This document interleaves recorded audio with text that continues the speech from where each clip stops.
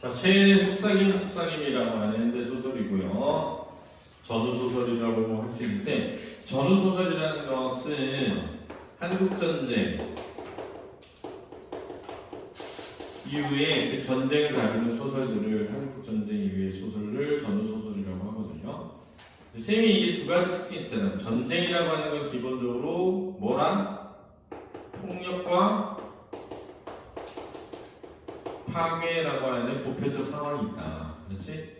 그러면 이 폭력과 파괴로 인해서 뭐가 생겨? 상처가 생기고, 이 상처에 뭐 치유라고 하는 게 주제로 나오게 되는 거죠. 그렇지? 두 번째는 한국전쟁의 특징이 뭐냐면 이념의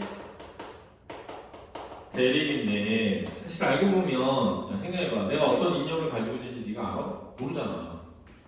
그치? 남인재 너는 어떤 이념을 가지고 있니? 무슨 이념이 있겠어? 그치? 그렇잖아. 니네 저기 뭐야, 우리 박수원가 맨날 니네 그런 얘기 안 하냐? 야, 안지르실 맨날 정치적인 이념 뭐 이러지 않니? 이러면서 막 근데 박성호나 나나 너네나 사실 머리 쪼개봐야 아무것도 안 나와. 봐봐, 뭐 예를 들면은 남인재가 보수 유튜버 막 유튜브 뭐 몇 개 봤다고 해서 남인재가 그런 사람하고 똑같은 건 아니잖아. 경도될 수 있어도. 그 선생님이 뭐 예를 들면 어떤 책을 읽었다고 해서 그 책이 내는 아니잖아. 내가 야 이게 진짜 맞는 것 같아 라고 생각했어. 근데 내가 이게 진짜 맞는 것 같아. 그러니까 예를 들면 내가 막 마르크스 자본론을 읽었어. 너무 맞는 말 같아. 그러니까 내가 공산주의 사상의 신봉자가 됐다고 하자 이거야. 근데 내가 알고 있는 내용이 마르크스가 한 얘기가 아닐 수도 있어. 그렇잖아. 막스가 한 얘기는 A인데 나는 이걸 읽고 B라고 생각하는 거야. 그래서 B를 믿어. 그럼 막스는 A라고 얘기한 거니까 나는 그런 주의자가 아니지.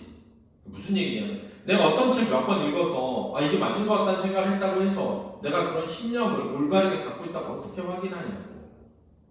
그건 알 수가 없는 거야. 그래서 인간에게 사상의 자유가 있는 거야. 예를 들어 내가 어떤 생각을 가지고 있어.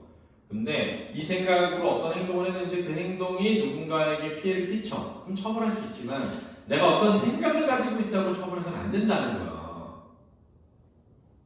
내가 길을 가는 여자를 보고 와, 저 여자 너무 예뻐서 저 여자랑 성관계를 가지고 싶다고 생각했어. 내가 처벌되니? 그런 게 아니라고. 왜냐면 내 생각을 처벌할 수가 없기 때문에. 이게 사상의 자유야. 인간에게는 그게 있어야 되는 거야. 그러니까 선생님이 대학 시절에는 책을 가지고 있다는 이유로 처벌된단 말이야. 어떤 유인물을 읽었다는 이유로 처벌된단 말이야. 그러니까는 그게 나쁘다는 생각을 하고 자라게 돼. 니네는 그런 경험이 없잖아. 그러니까 니네는 보수화될 수 있지. 선생님은 진짜로 우리 아버지는 경상북도 예천 사람이기 때문에 5.18은 빨갱이 때 내려와서 한 거래. 난 당연히 그 생각하고 자랐단 말이야. 근데 대학에 딱 갔는데 5.18 전시전을 사진 전시회 거기서 내가 그동안 알고 있던 게 뭐지? 이런 생각이 드는 거야.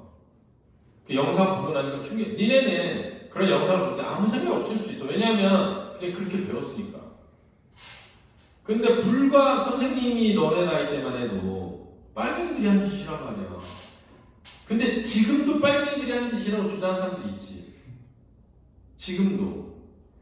그러니까 사실은 모르겠어. 그냥 뭐 정치적인 입장이야. 각자가 그냥 가지는 거죠. 생각이 다를 수 있지. 근데 여기서 진짜 중요한 게 뭐냐면 이 아버지 있잖아. 아버지는 북한에 살다가 지긋지긋한 공산주의에 대한 그게 있는지 모르겠어. 그 북한에서 월남했어. 혈혈 단신으로. 그래서 강연 같은 거 나 반공사상 강연. 아제리는 굉장히 고위급 간부였어. 북한에. 몰래 월북을 하려다 실패해서 잡혀가지고 끌려가서 죽임을 당하기 직전에 탈출해서 우리 집에 온 거야. 근데 아버지랑 아저씨랑 매일 이야기를 하면서 아버지가 그 아저씨를 숨겨주고 그 아저씨가 죽을 때까지 곁에 지켜준 거야. 그 아저씨는 아버지 옆에서 보필을 하면서 나를 돌봐주고. 그러니까 이게 뭐냐면 야, 이념이 뭔데? 이런 거야. 아니 무슨 그런 이념이 추천하는 사람이 어딨어. 그것 때문에 총칼로 서로 죽여야 되겠냐 이거야. 논쟁이 할 수 있지. 어느 게 옳은지 얘기를 할 수 있지. 근데 그렇다고 전부는 아니잖아. 같이 살아가야 되는 사람이지. 그러니까 그걸 뛰어넘는 이걸 다루는 작품들이 많다는 거지. 그 다음에 전쟁이라고 하는 건 인간을 무슨화한다? 수단화하기 때문에 야 인간이 어떻게 수단이 될 수 있어? 라는 고민을 소설 속에서 다룰 수 있단 말이야. 그게 바로 인간의 뭐에 대한 실존에 대한 고민이지. 이해됐어? 그래서 왜 쌤이 이런 걸 왜 가르치냐면 봐봐.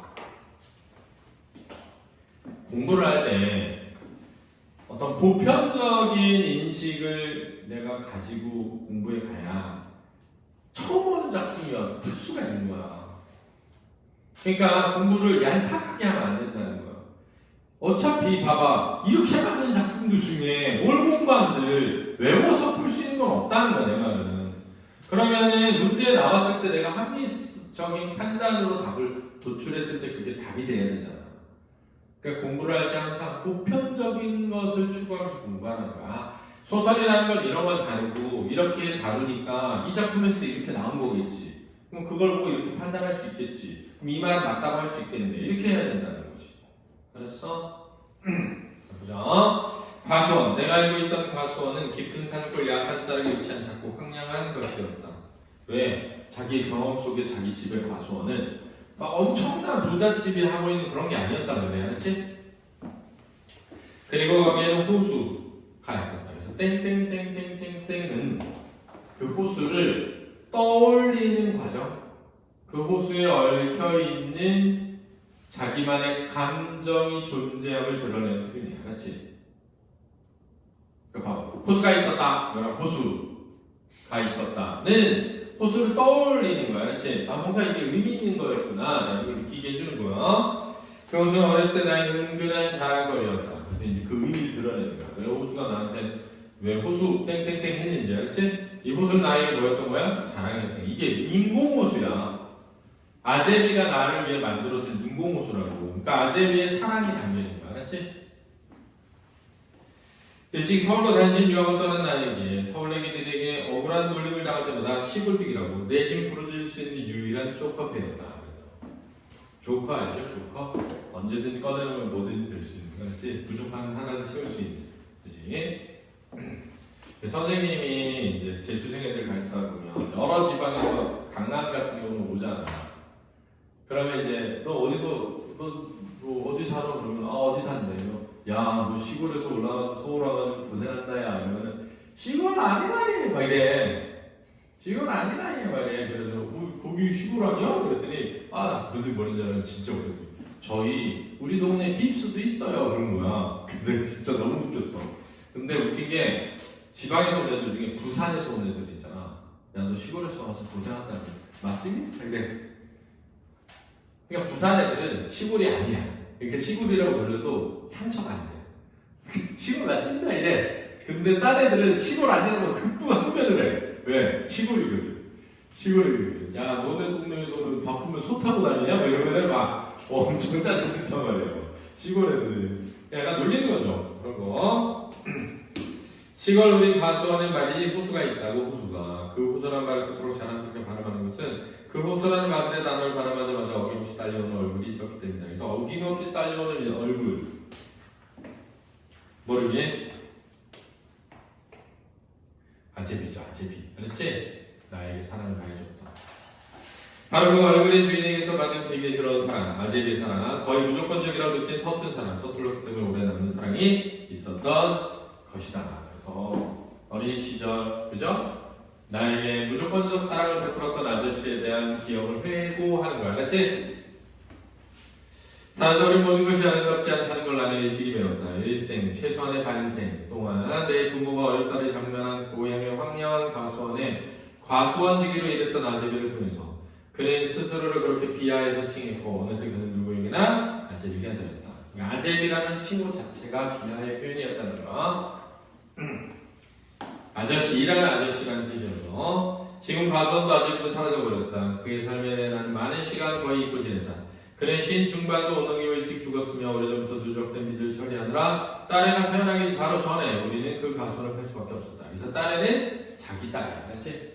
아버지한테는 손녀. 그렇지?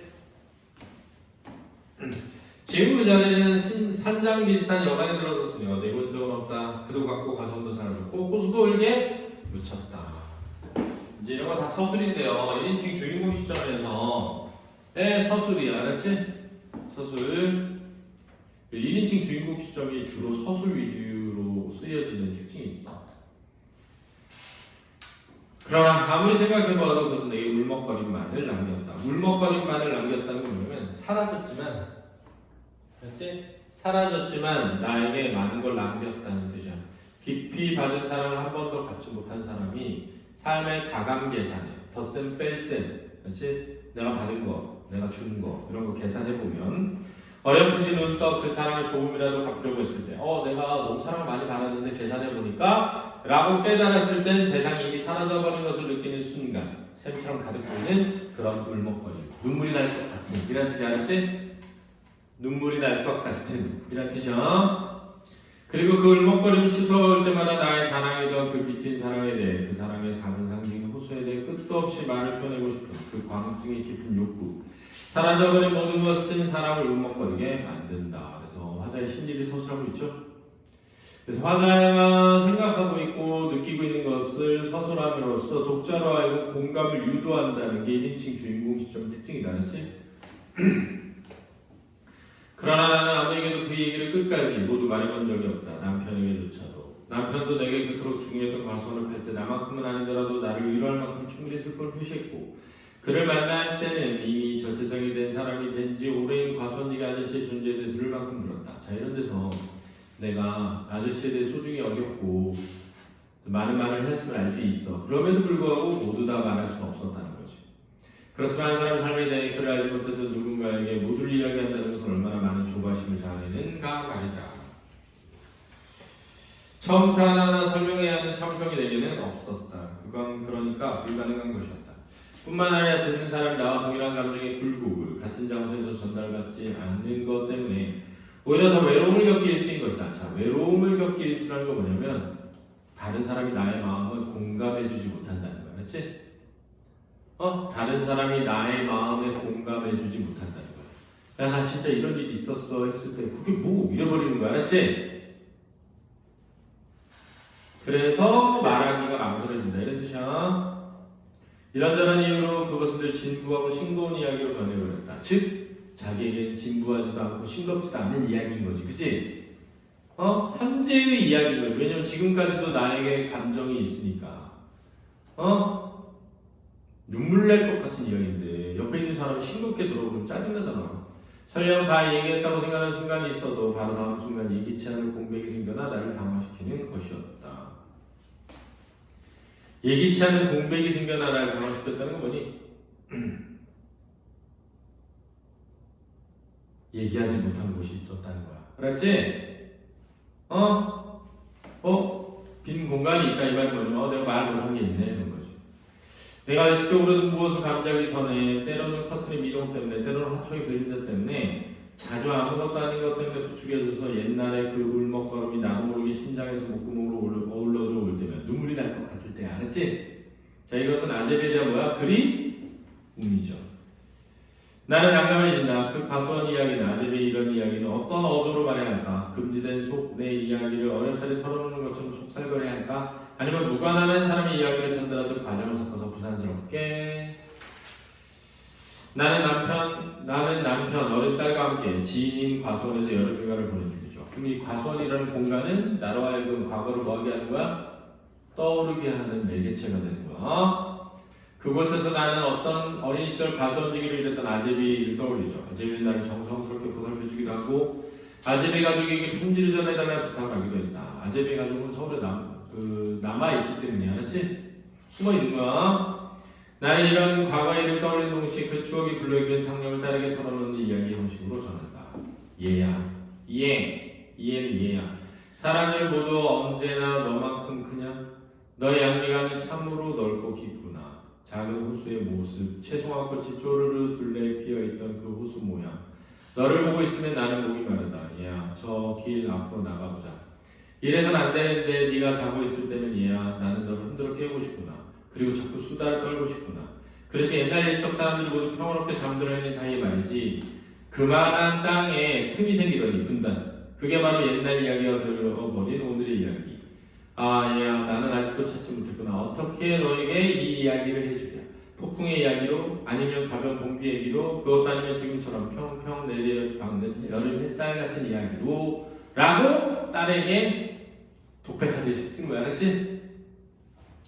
한때 남로당 고위 끝간부였던 그는 사형이 선고된 도망자였다. 그는 고위 간부의 자격으로 월북기회를 엿보며 도피에 있다가 검거됐고 검거되어 송환되던 중에 도망갔다. 도망하지 못하도록 동의하던 호송자들이 소지품과 의복을 빼앗아 놓은 상태에서 하룻밤 나던 중에 그는 기적적으로 망명했다. 검은 몇 날의 밤을 말처럼 집어타고, 이게 무슨 말이냐면 어둠을 틈타 그 뜻이야. 검은 몇 날의 밤을 말처럼 집어타고, 어둠을 틈타 한 과수원 속으로. 자, 자기 집이죠. 영원히. 왜? 숨어서 죽을 때까지 살았으니까. 아버지에 이어 그의 장례를 치러 시골집에 내려갔을 때, 그러니까 누가 먼저 죽었어? 아버지가. 그렇지? 아버지 돌아가시고 이어서 그의 장례를 치러 시골에 내려갔을 때, 지쳐있는 어머니 입에서 당신도 모르게 넋두리처럼 흘러나와 말들을 했더니 어머니를 통해서 이야기를 전해 듣게 된 거지. 그렇지? 아저씨의 내력을 알게 된 거야. 아마도 그를 잃은 슬픔이 무한히 컸던 때문이었겠으나 나는 그렇게 뒤늦게 들은 사실을 핑계로 그를 미워할 충고를 찾았다. 뭐야? 신부를 숨기고 도망자였네 하면서 미워할 마음을 가지게 되는 거지. 그러니까 미워할 충고를 찾았다는 건 미워하게 되었다가 아니라 밉지 않은데, 알았지? 억지로 미워할 이유를 찾았다는 거야. 그러니 어떤 종류의 거대한 도망을 나는 그에게서 기대했던 것일까? 바보 같은 아저씨, 멍청이, 겁쟁이, 비겁한 도피자. 그렇게 딱 한 사람의 삶의 증인으로 채택된 것이 누가? 내가. 그렇지? 그렇게 딱 한 사람의 삶의 증인으로 채택됐다는 건 뭐냐면 그 사람의 어떤 삶을 증언해줄 유일한 사람이 된 거죠. 그치? 그의 삶을 억누르고 있는 음험한 그 무엇인가에 감염되어 입 한 번 뻥긋 못하고 그토록 강한 열망으로 말을 붙이고 싶었던 그의 아내와 아들과의 만남을 방해한 것이 바로 그 얘기라도 한 것처럼 말이다. 도망가신 채니까, 그지? 가족들에게 편지를 전해달라고 했는데 그 잘 되지 못했을 때 죄책감을 떨치는 거죠. 이 상황에 꼬인 감정의 매듭이었다. 당신들의 남편 아버지가 저기 야산자에 살고 있다고 한 번도 외쳐보지 못하고 그의 편지 심부름을 한 것이 미치도록 미웠던 것이다. 그러니까 어디 있는지를 말하지 못한 채 편지만 전해줬다는 거죠. 그렇지? 그를 열렬히 미워하면서 조금씩 나의 슬픔이 진정되었다고 할까? 그 미움의 기간은 다행히도 그리 길지 않았다. 자, 이게 무슨 말이냐면, 자, 그 아저씨가 죽었어. 나는 아저씨한테 받은 사랑이 너무 커. 근데 생각해보니까 그 사랑을 갚아야 되겠다고 생각하는 순간 아저씨는 이미 뭐 했어? 죽었어. 그러니까 너무 슬프고 너무 미안하지. 근데 그 미안함이라고 하는 것과 그 슬픔이라고 하는 것을 뭘로 바꿔서? 미움으로 바꿔서 시간을 보냈다는 거야. 그 미워하면서 나의 슬픔을 뭐 할 수 있었다? 치유할 수 있었다는 거야. 근데 뭘 미워한 거지? 그 아저씨의 과거에 대해 듣게 된 내용으로. 알았지? 듣게 된 내용으로 미워한 거야. 그가 가고 한참이 지나 이미 야산으로 보내버린 과수원을 정리하기에 내려갔다. 인력도 딸렸거니와 무엇보다 오래된 아버지의 투병으로 진빚 감당으로 팔려나간 과수원에 방책을 만들려고, 이게 방책이라는 건 이제 공사 현장에 보면 이렇게 바깥에 가림막 둘러주잖아. 그게 방책이야. 벌써 남자 3명이 와서 일하고 있었다. 나는 딸의 출산을 얼마 남겨놓지 않을 때였다. 과수원의 길이 곧게 뻗어나가는 게 보이는 호숫가에 앉아서 나는 다시는 못 보게 될지 모르는 낯익은 풍경을 하나하나 나의 애정어린 시선을 나누어 주었다. 왜? 항상 거기서 자라왔으니까. 과수원은 황폐했지만 나에겐 평화였다. 설령 그것이 어느 날 없어졌다고 해도 그 안에서 일어난 일을 알고 있는 무한의 동반자의 나무들은 내일에 다가올 걱정에는 무관심한 채 늠름하게 푸른 하늘을 위시한 실핏줄을 그리고 있었다. 왜? 잎이 떨어져서. 가지만 앙상이 남았다. 가지만 앙상이 남았다. 잎이 다진 가을이었던 것이다. 그 비어있는 길 위에 하나의 영상이 떠올랐다. 아제비의 어깨에 팔을 얹어 기대고 불편한 몸을 움직이며 짧은 산책을 한 아버지. 아버지가 오랜 기간 아팠기 때문에 그 옆에 그림자처럼 엉켜있는 아저씨의 모습이다. 그들은 늘 할 말이 많았다. 단둘이서. 나는 그럴 때마다 그들이 제일 아름다웠다고 생각한다. 그들은 뭐 그렇게 할 말이 많았을까? 호를 단신 가족을 모두 버리고 남쪽을 택해 내려온 아버지. 그 외로웠겠죠?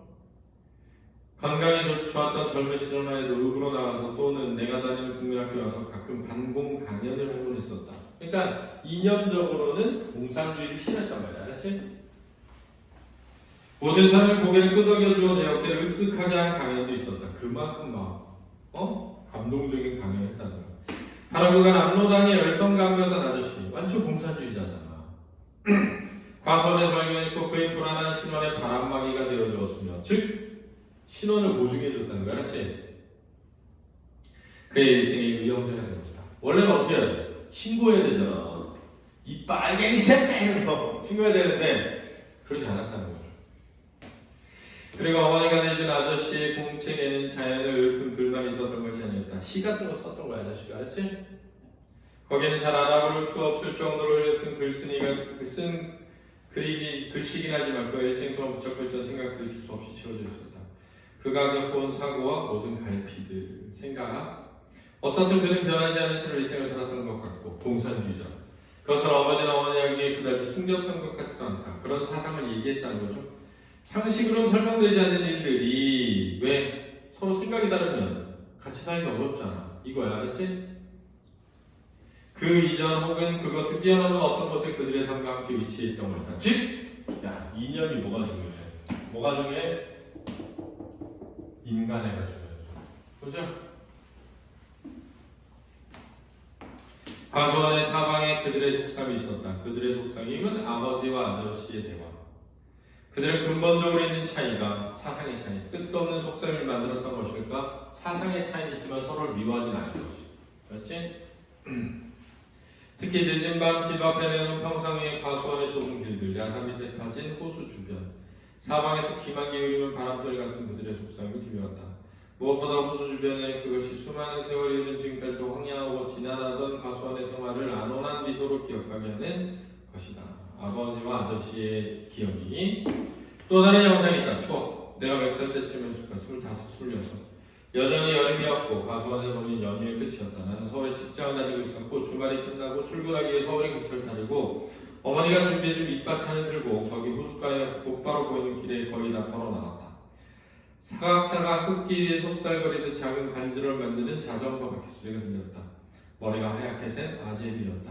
송이야 하고 부르지도 않았다. 그저 이를 한껏 드러내고 웃는 거죠. 깊은 주름 잡힌 미소를 짓는 것이었다. 자전거의 사각거림이 먹고 그가 내렸다. 자전거 뒤쪽에 앉혀있는 허름한 바구니엔 채송화 화분이 들어있었다. 창가에 놓고 아제비 생각도 혀. 다시 자전거를 뒤돌아 세우고 이어져 멀어져가는 사각거리는 소리. 그것이 그를 마지막으로 본 것이었다. 따뜻한 마음과 사랑이죠 이게. 그때 그의 미소는 그토록 깊었는데 직장 생활에 얽매여 고향에 들리지 못하는 기간이 점점 길어지는 그쯤 어느 날 아주 갑작스럽게 그는 그렇게 가버린 것이다. 죽었다는 거죠. 내게 채송화 하나를 남겨놓고 채송화는 나의 사랑, 따뜻한, 그렇지? 애정. 얘야, 오늘 왜 이렇게 목이 마르니? 너의 잠은 또 왜 이렇게 긴니? 사방이 점적이다. 얘야, 어서 깨어 내 말을 좀 들어주렴. 눈을 잠시 감았다가 떴을 때 저 앞에 또 하나 홍수가 걸어온다면 살아난다면 근데 쉬고 있던 먼지 덮인 자전거 바퀴가 송글송글 소리 없이 홀로 돌기 시작한다면 아 세상의 모든 속삭임이 물이 되어 흐른다면 얼마나 좋을까 있는 거야. 얘야 우리가 한 몸일 때 그랬던 것처럼 네가 내 뱃속에 있을 때처럼이야. 그렇지? 네가 한 몸일 때 그랬던 것처럼 너에게 해줄 속삭임이 이가지도 많은데 이제는 어떻게 그 얘기를 할까? 울음처럼 할까? 웃음처럼 할까? 옛날 이야기처럼 할까? 미래 얘기로 할까? 그렇죠? 기체의 얘기일까? 아니면 액체의 얘기일까? 얘야 햇볕이 아직도 이렇게 따가운데 우리가 예전 한 몸이었을 때처럼 그렇게 해볼까? 너가 내 뱃속에 있었을 때 내가 속삭이던 것처럼 이런 뜻이 하나니 그래서 아저씨의 얽힌 추억을 딸에게 전환 과정을 통해서 그렇지? 어떤 전후 이후에 이념의 대립보다 더 그것을 넘어서는 따뜻한 인간의 그리고 아저씨에게 받은 사랑의 추억을 내적 독백으로 설명하고 있는 1인칭 주인공 작품입니다. 알겠죠? 수고했습니다.